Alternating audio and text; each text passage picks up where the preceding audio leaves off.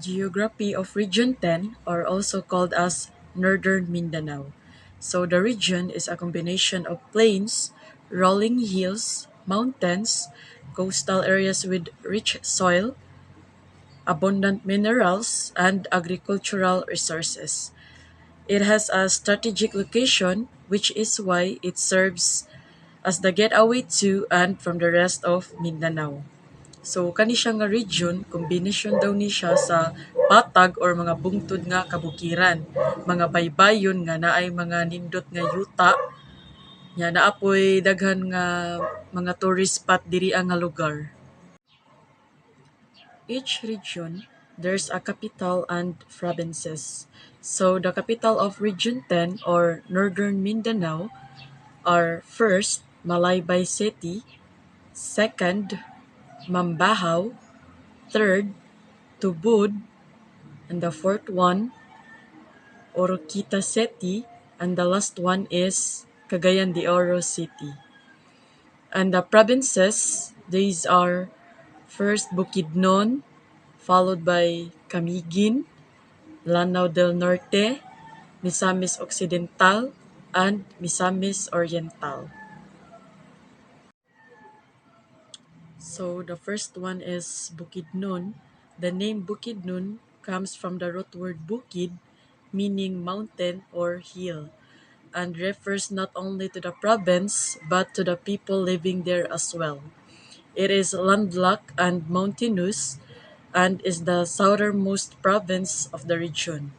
So sa katong ganahan kayo adventure or mga nature or anything cultural, so visit na mo sa Bukidnon. And followed by Camiguin. Camiguin is famous for its tourist spot like White Island. Naa na siya dira sa peak, mao na siya White Island. Mount Hibuk-Hibuk, and the recently declared National Heritage Sites, the Bunbun Church Ruins. Mao po na siya dira. And although a booming tourist destination, Camiguin Island maintained its rural charm. Next is Lanao del Norte. The term Lanao is derived from a Maranao word, Ranao, meaning a body of water. Maranao means lake dweller. They are the natives of the place occupying the land around Lake Lanao. So, mao na siyang nasa peak, nasa picture. Lake Nunungan iyang name. Next is Misamis Occidental, is famous for beautiful waters, bountiful fish, and seafood for export. So, naadiri guro sa Misamis Occidental ang mga nindot daw nga tubig, na guro diri ang mga falls nga nindot kay tanan. And the last one is Misamis Oriental. It is a name to a variety of wildlife, a marine sanctuary, and the host coastline is a nesting site of the endangered marine turtle. Another destination one can visit is the Garden of Misamis Oriental and the best scuba diving site in the province, Duca Bay Resort in Medina. So, mauna siya ang nasa peak, mauna ang Duca Bay Resort in Medina. Bukidnon delicacies.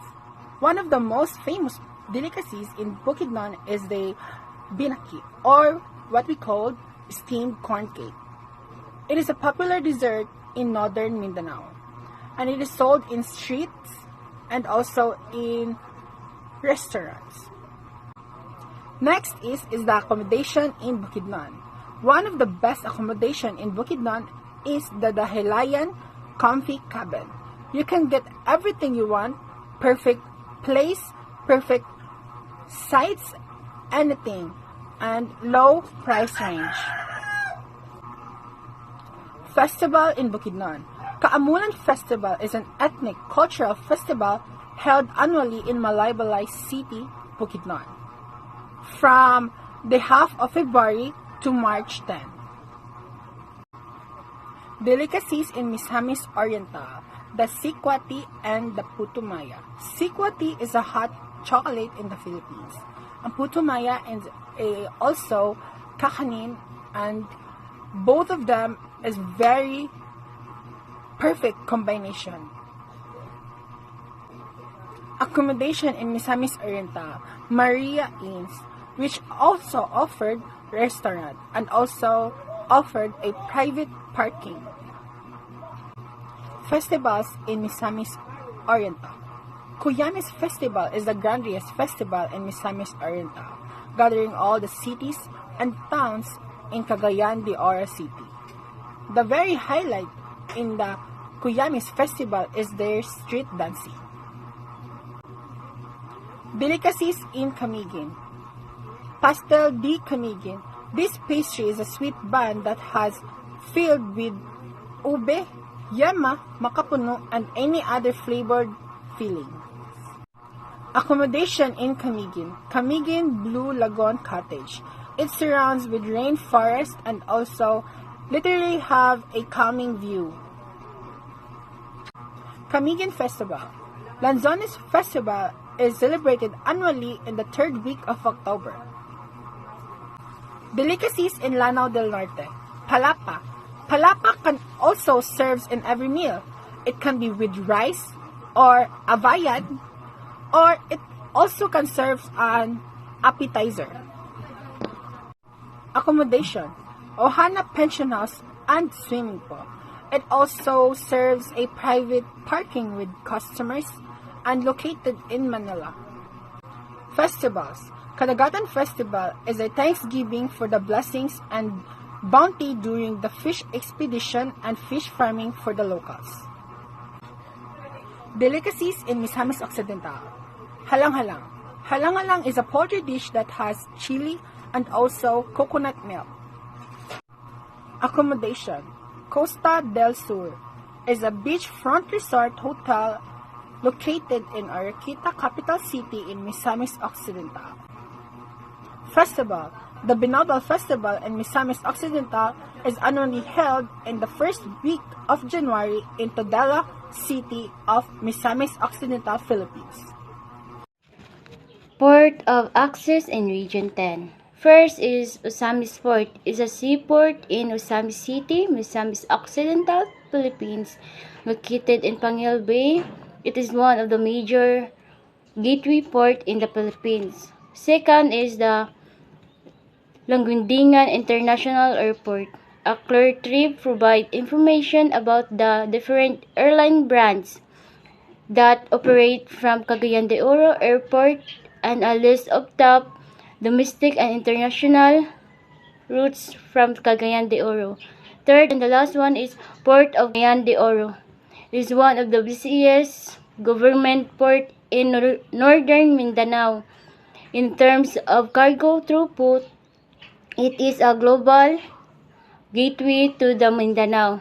It is strategic location make it the entry and exit point of goods and passenger to and forth of city of Cagayan de Oro and province of Misamis Oriental, Camiguin, Agusan, Bukidnon, Davao, and other part of Philippine archipelago. Culture and language in Bukidnon. Tribe, social tradition, and costume. In the traditional social structure, the Dato belonged to the warrior class, which was composed of other warriors called Bagani. They wore distinctive garments and tattoos. Women and children who were captured as slaves. Their language is Cebuano and Ilocano. Culture and language in Camiguin.